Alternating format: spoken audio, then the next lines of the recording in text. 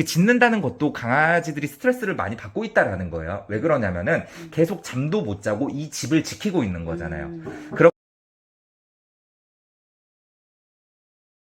일단 강아지 서열을 잡아야지 알파 증후군이라는 이 증상 자체들이 사라지거든요. 외부 소리에 짖고 보호자님한테 집착하고 심지어 낯선 사람에 대해서 공격성을 나타내는 행동들, 그리고 산책을 나가서 다른 개들에게 달려들고 짖는 행동들, 다 알파 증후군 때문에 그래요.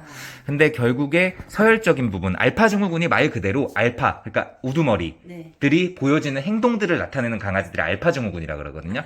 지금 우리 보리 같은 경우에는 알파 증후군을 가지고 있는 애들이에요.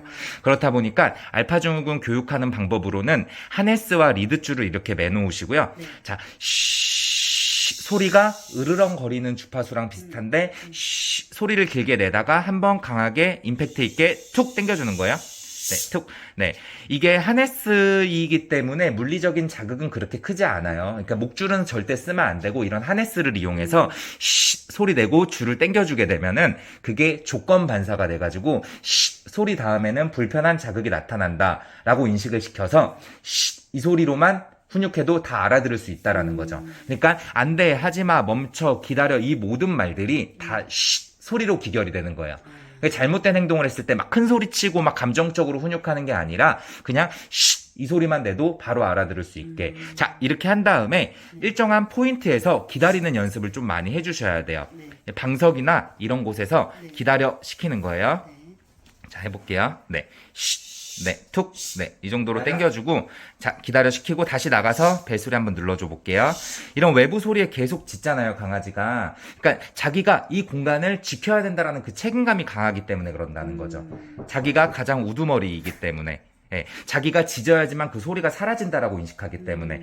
그래서 서열을 한번 잡아서 너가 짖으면 안 돼 라는 거를 명확하게 알려주게 되면 자연스럽게 이 짖음이 사라지는 거예요, 강아지가.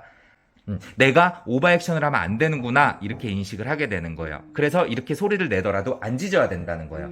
아까 전에는 소리 냈을 때 저희가 막 들어올 때 막 짖었잖아요.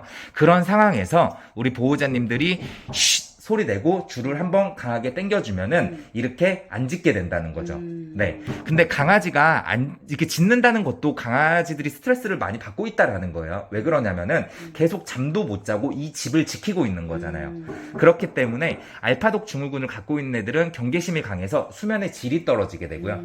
잠을 제대로 못 자게 되면 애들이 각성 상태가 돼가지고 약간 발작성으로 짖게 돼요. 작은 소리에도 그냥 민감하게 그냥 발작성으로 내 회로를 거치지 않은 채로 그냥 짖어버린다는 거죠.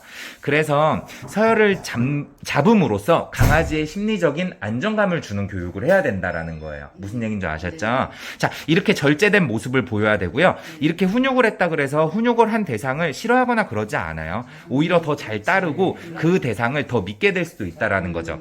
엄격하게 할 때는 또 엄격하게 하고 또 이뻐해 줄 때는 또 이뻐해 줘야 된다는 거예요. 이렇게 낯선 사람들이 만지지조차 못했죠.